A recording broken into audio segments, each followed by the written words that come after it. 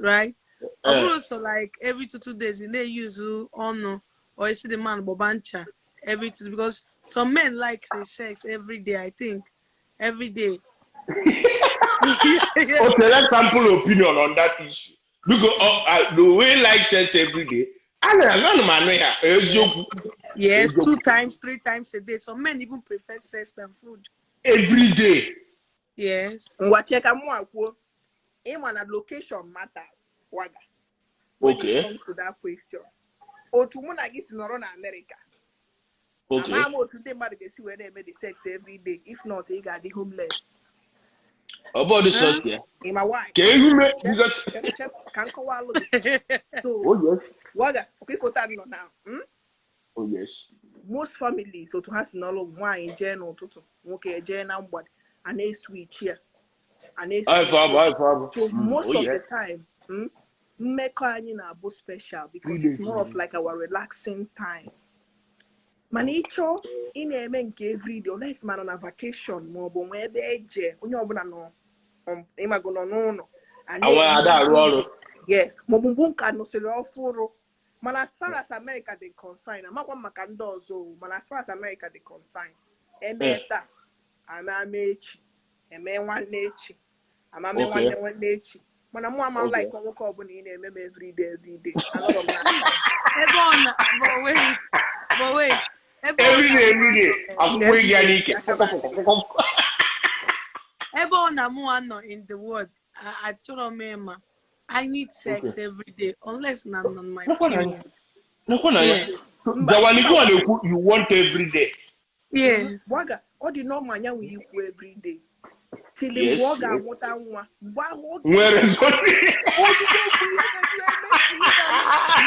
Oh my God, mommy. I don't watch it tonight. So all the normal, yeah, we say not your every day. Lilian, even let me just make a confession. I hope that my wife I look at her so time, so don't come wow much man. Oh my God, eh? Listen. He build the mood that easy. He build the tabernacle of mood on the topmost of the mood. In Wakwa. Mbanko gabi ibe to tell na 1 year working at your toy in can no get tipe here you have one I know something be serious here you know talk about say gaba na be agwa me need excuse me igwa me charity one nigga you know when bank ha ga echete we bia ya sa ihe niile nsigi na enwe mofu bụ obido na na ibe akwa o ma nkwusi in the next 30 minutes so you better go and sort it out. Because it's not something you can say, I will ignore it. I go order walk. This is not the kind of soundtrack I need. And Waga, for sometimes, by the time you get Gaziga Google Cha Bata, when you get a making Hanabago, Obia, food, once you stop that movement, that thing, that's the end of the day. So you see, that's the end. What is all this? So for Nyawakita now, no baby. Now move it's why? Can't jog here, Lilian. Why? My husband, when he me when I'm in the kitchen or when there is Sarah. Oh, but it has to be every day. I don't want to know the one about or something because you see, this thing discourage us from having children or getting married because you need this something one have. Mba chelo kan ko walu ga na foda chero. Okay. Ye discourage nage. Go buya. In on America. Confirm. Worry about my camera now. Iga funani. Imego na nana. Ezigbo ego. No this is and then we me afford we ha kapempe maka ejiro me ego you got to so your lifestyle you can mold your lifestyle maneba oboda na ni na beg big money so you know what depend ready you know enwe na ni as in ọzọ akwa be isi ọ na dị ha dere ebe a mana ọ bụrụ mgbe ahụ nka bidochara ọfụrụ ịmagonu ibido na kitchen chọsịfe ụmụaka gị fụ alụ imezere iru ụmụ gị a ga-amapụta n'aka somewhere abịa kwape dọ kwapeluo ya n'isi vacation ọkụ na wall ụmụaka ka ịbata na room ebe ị na-eme ihe a ga-eme sure na the door kwụ na wall ọ ga-akwụ na wall uru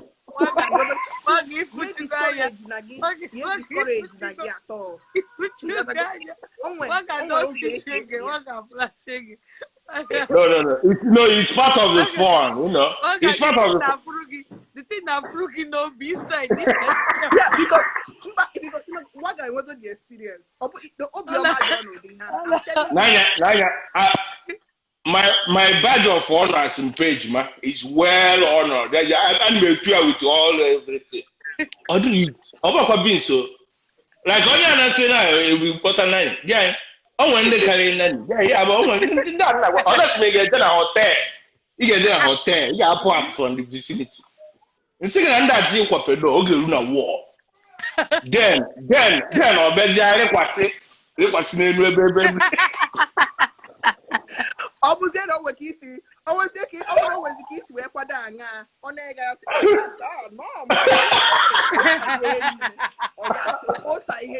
Even more Oh my God. So, yeah, this oh my God. Oh, Otige see, Imago, Otige swear Quadoto Mwegi. Mezio Mwegi. Oh, yeah. So, what do you people are saying? Oh, yeah, I said, yeah, 2 girls. I got 2 girls, man. That's why I know a lot about Azim now. Very, very sharp, vibrant. But it's okay. So, now, advise Lilian anyone that have not started. I like the sex every day. How to overcome this kind of problem, because this is a big problem. For anyone like this sex every day. First of all, he had talent. Permanent talent. There is no whatever on there. That's not avoid your problem. What it's not a problem. No, it's not a problem. This is a blessing in this. That he have a blessing straight from the Most High. Oh yeah. He have a talent. So he might avoid there. When he hang working as wine, kita do everything possible, humanly possible, kiddy, financially on point before you say I do. In my wife, apart from it, afford the nanny. He afford the lifestyle or the borona. Even each other go to non itself. You guys go, man, I trust you. Things must change, but in a very good way. They're a blessing. I won't be with you. Yeah. If you are not so good, yes. They're blessing. Yeah. So he prepare yourself is to know that this is part of me. This is my talent. Yeah. Whatever. Just like avoid the problem. I avoid So you have to work with be prepared. Now, this is what is going to happen, and it's okay.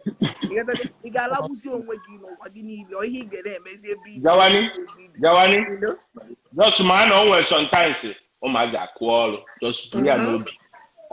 Like tomorrow you can continue. Okay, like like someone like me, right?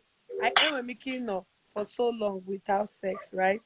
And like I'm single right now, right? I have nobody. I've not been having sex. But immediately with somebody, I would like it every day because I not go long period without it. Oh. I mean, mburugi nchota de kodegi. Maka. Mburugi nchota de kodegi. Unye like kwali otise like ya. Maka operate like it once in a while. Oge actually say pass ya no boys boss. Inya ha buro. Oburo belo. He says. You go on the serious So, sometimes avoid the solution to the problem. Sometimes, this beautiful girl now, the simple no, or football they call there. Match.com. I forgot the country. I forgot the jelly. Una kuchieni azuikene. So As it stands now, can you your opinion for Lilian? Because Man, she is on point. okay. My sister, when I look at did. I make it every day. Like Lilian, he can want to get a Oh yes. because he went on but one seller drop for one machine. He drop for one machine. Oh, nanny. Nanny, we can't. So the nanny gave through one game with drop for one nanny to start again one getting like that. Even I'm on why you are working. My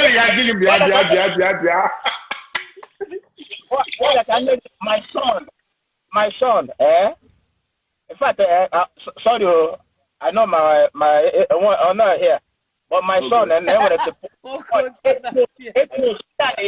only in our bedroom. Can make them one so come to boy, man.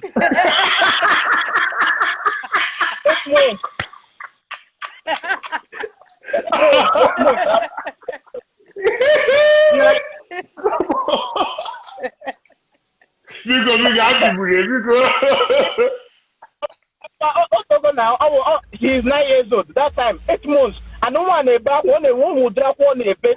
Obey ya. No, the point. I regret now when you long way more. I got it on make contact. Somewhere. No, when. You want to say, you wanna? I can't mother no no like a member and about even I don't want to tell you GP in the maple. Yeah. So I serious one in here, one day somebody maple, maybe Chan Arabamadu. What people you know I call a war.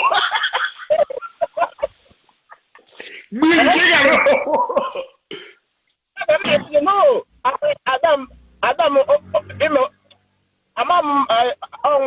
here, but only make a only one. I'm only to say hanger, maples of court, or a me pay. I'm not a man perfectly. One day, yeah, and Okuzuwe the brother, she's 13 years old. Okuzuwe the brother. Oh my God, you know you need.